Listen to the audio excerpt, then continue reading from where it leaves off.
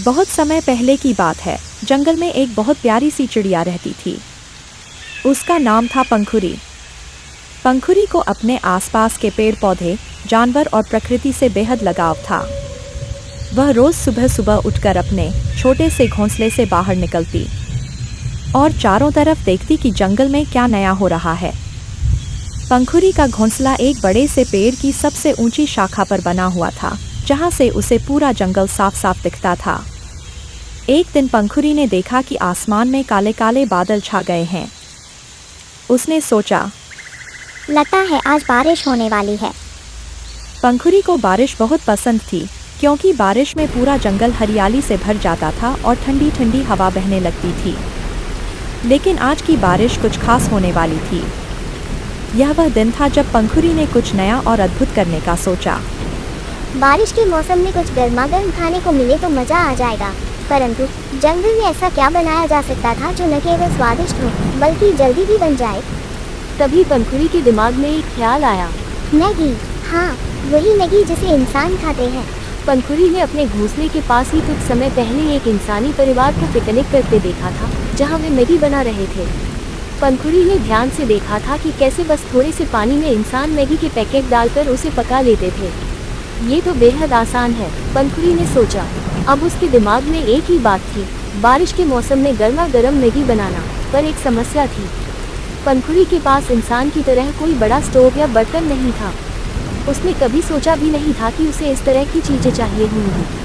पंखुरी सबसे पहले अपने घोंसले से नीचे उतरी और आसपास की चीज़ों को इकट्ठा करने लगी। उसने देखा कि एक छोटे से पेड़ के नीचे कुछ पत्थर पड़े हुए हैं। उसने जल्दी से उन पत्थरों को इकट्ठा किया और एक छोटे से स्टोव का आकार बनाने की कोशिश की। फिर उसने सूखी टहनियों और पत्तों को जमा किया ताकि वे ईंधन का काम कर सकें। चिड़िया ने चतुराई से इन सभी चीज़ों का इस्तेमाल करते हुए अपना छोटा सा किचन तैयार कर लिया। अब समस्या यह थी कि पानी कहाँ से लाए। चिड़िया ने सोचा कि बारिश तो हो ही रही है, क्यों न बारिश का पानी इस्तेमाल किया जाए। उसने बड़ी चतुराई से पत्तों के बड़े बड़े टुकड़े जमा किए और उनमें बारिश का पानी इकट्ठा किया।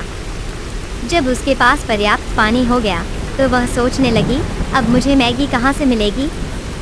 अचानक पंखुरी को याद आया कि कुछ दिनों पहले इंसानी परिवार ने अपने पिकनिक के दौरान थोड़ी सी मैगी छोड़ दी थी। चिड़िया ने जल्दी से उस जगह की ओर उड़ान भरी जहाँ उसने वह देखा।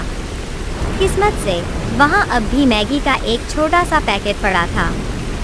पंखुरी उसे खुशी खुशी उठा लाई और अपने छोटे से किचन में ले आई।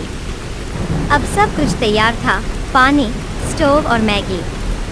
पंखुरी ने पत्थरों से बने स्टोव पर पत्तों को जलाकर आग जलाई और पत्तों के बने बर्तन में बारिश का पानी डाला।